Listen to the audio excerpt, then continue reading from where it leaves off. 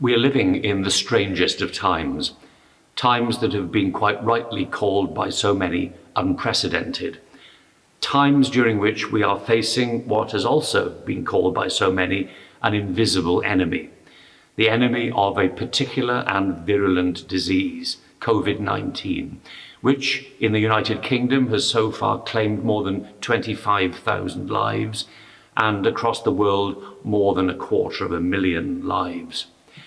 Fears for the future, personal future, the economic future, national futures. Fear abounds, and anxiety, loneliness and isolation are characteristics of many, many lives, again across the world, but also in our local communities.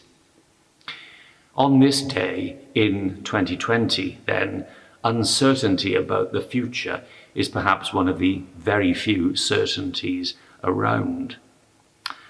On this day in 1945, the world was looking forward with some uncertainty to its future, but looking forward after the defeat of not an invisible enemy, but an all too visible one, the enemy of Nazism. In Europe, that had been defeated. This was an evil that was brutal and terrifying.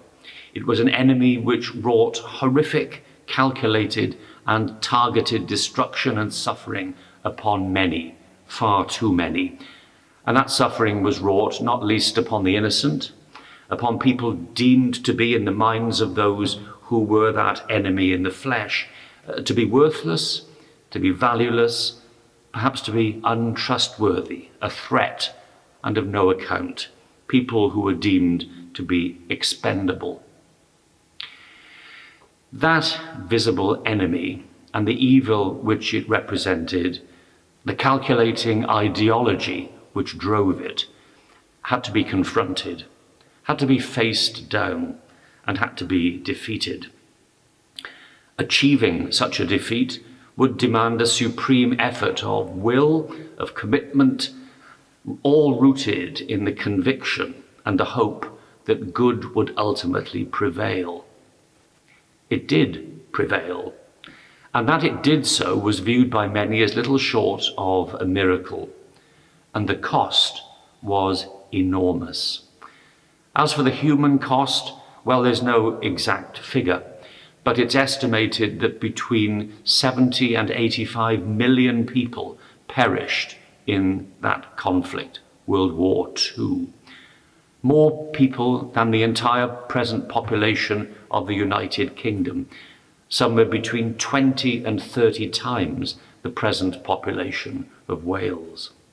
Such a vast number is almost impossible to comprehend. But what we must comprehend is that each single life lost was the life of someone loved, someone precious, someone unique. Each life lost also marked the destruction of hopes, the ruin of dreams. Each life lost cast a consequently dark shadow over many other connected lives.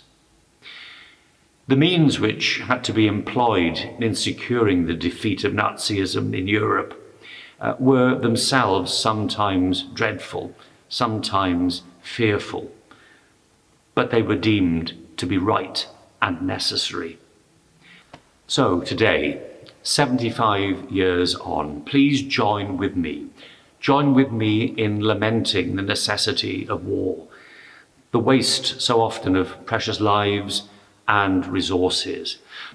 But more importantly, join with me in giving thanks, profound thanks, for each and every single one of the countless acts of sacrifice, of bravery, and of sheer determination, which meant that a very visible and a very dreadful enemy was defeated.